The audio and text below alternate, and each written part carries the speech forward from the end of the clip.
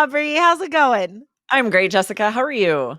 I am so excited for today's vocabulary, and I'm excited that IELTS Energy is a part of a three-part series with our other podcasts. Yes, this has been really fun. Today is the final installment of a three-part series that I was able to record with Lindsay.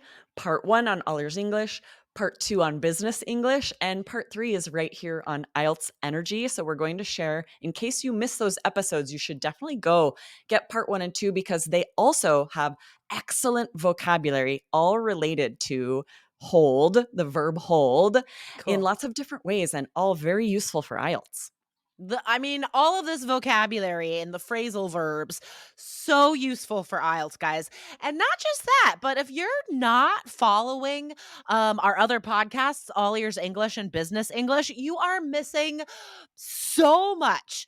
The listening, vocabulary, all of this will help you on IELTS, the grammar.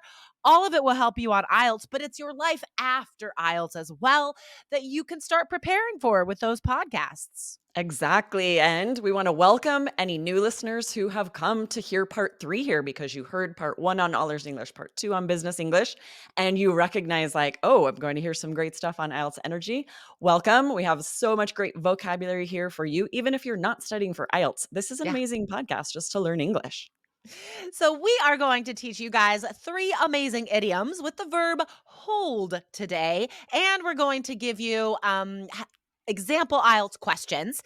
And we'll show you how to use these idioms to answer these IELTS questions. All right. But keep in mind, if you're not studying IELTS, guys, all of these example sentences you can say in real life too.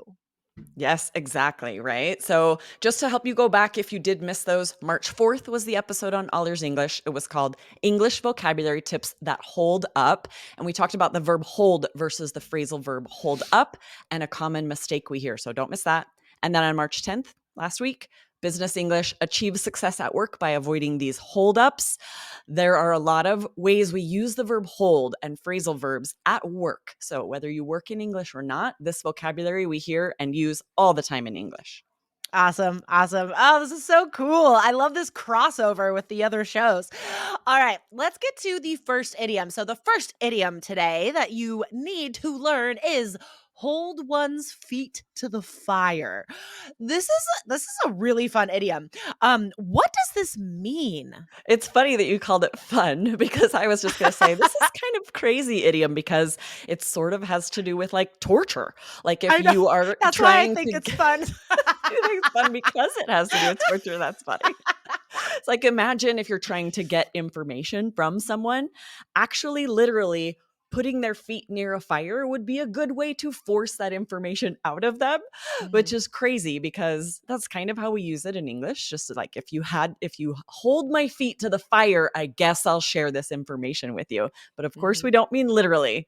Don't do that to Yeah. anyone. Yeah, so the meaning is just like, well, if I have to say this, if I have to Right. do this, if I have to choose. So this is super useful on IELTS, guys, when you are asked questions that are requesting your opinion and you don't really have a strong opinion because you don't really care about this, you know, then this is a great thing to say. And I hear students say something similar to this all the time. This filler phrase like, well, if I have to answer, I guess I would say blah, blah, blah, something like that. So this idiom is much better than saying the other thing. Exactly, right? If as a filler phrase, you're trying to think of what to say, and you could say, I'm not sure what I think about that, but if you really held my feet to the fire, I guess I'm opposed, right? And think of all this time you have to, first of all, decide on your opinion. Think of great vocabulary. So if you practice this filler phrase, then you have all this time to think of how you're going to answer the question.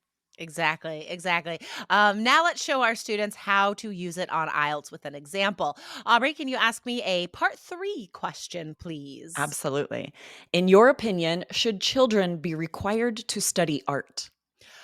I honestly haven't really thought about that, but if you really held my feet to the fire, I'd have to say yes, art is beautiful and encourages imaginative creativity in young minds, which leads to a flexible, open mind in the future. So, yes, 100% yes. Ooh, great answer. Yes, and go back and listen to all the time Jessica had to think of what does she really think? What does she want to say? Because she used this great filler phrase. And like you said, it just adds interest. Anytime you're speaking English, there are Totally. sort of more boring options. And then if Mhm. you use idiomatic language, it's just so much more fun and interesting. All right, our second idiom today is doesn't hold a candle to. Wow, there's a lot of fire involved in Right. these hold idioms. Don't hold a candle to my feet. Right? Be careful not to mix these up. Yeah. Definitely memorize these word for word, guys. So, what does this mean? Doesn't hold a candle to something. Yeah, it's another way of saying, like, this doesn't even compare. You're wanting to say that something is much better than something else. This Right. is an idiomatic, really interesting way to do that. So yeah, we use it like this not great thing doesn't hold a candle to this great thing. Like that's that's how we use it. So here's an example.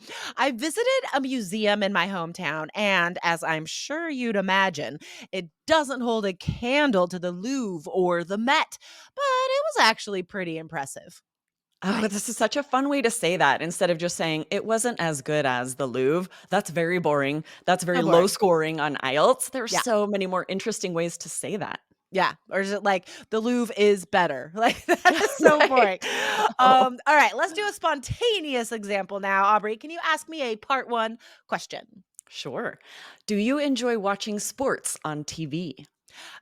Not really, to be honest. I mean, I'll watch a NBA game if it's on, but honestly, to my mind, watching basketball doesn't hold a candle to watching soccer. I find soccer so exciting that I watch it anytime it's on TV. This is really funny because I assumed you were going to ask me that question, so I glanced ahead at Oh, it, and I was just planning on answering that, like, sports are okay, but they don't hold a candle to, like, a rom-com. nice. There's so Nice. many Oh, that's ways you great. could answer that. Totally. What a flexible idiom. Okay. The last idiom today, guys, is hold one's own. What does that mean, Aubrey? Yeah, so this means that you are okay at something, right? You're not amazing, you're not fantastic, but you can hold your own. Means you can make do, you can be passable at something. Yeah, yeah. It's just like, I do okay. I do Right. okay.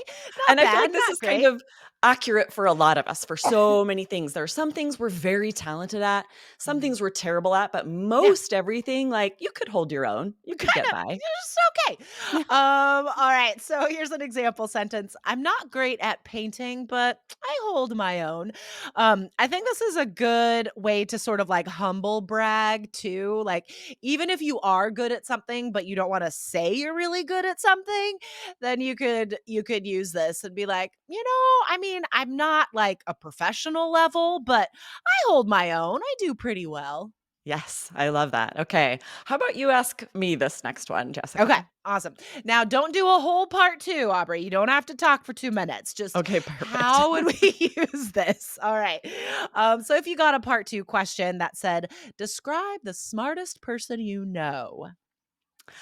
This is really funny because my first instinct is to describe myself, which seems crazy. But when you think about, like, intelligence, book smarts, like, I hold my own, I did That's really well awesome. in school. I got grades, easily got good grades, but I cannot brag about myself for 2 minutes. So instead, I'm going to tell you about my friend Lynette, who also is just absolutely brilliant. And then That I would was so describe her for 2 minutes. that was so good.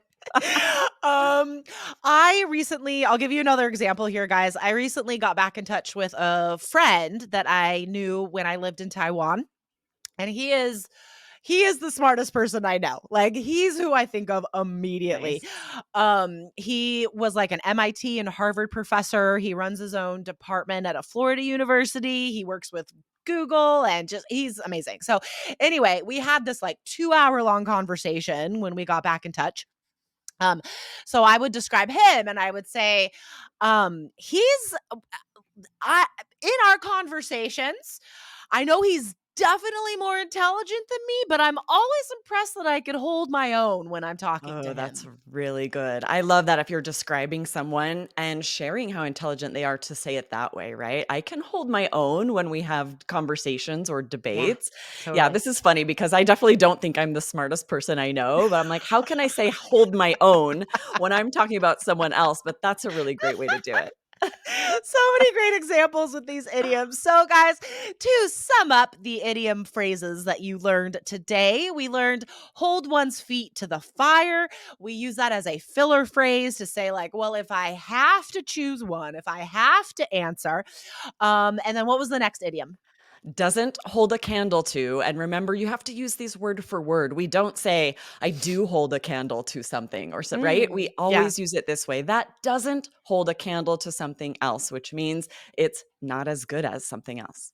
Exactly. And then the last one, guys, hold one's own. We gave you some great examples. It just means that in this situation, you do pretty well. You're not the best, but you All do right. pretty well. All right. Passable. Fantastic. Guys, remember to follow our other podcasts to practice listening skills, learn more grammar and vocabulary, and prepare for your future life in English. So find and follow All Ears English and Business English right now.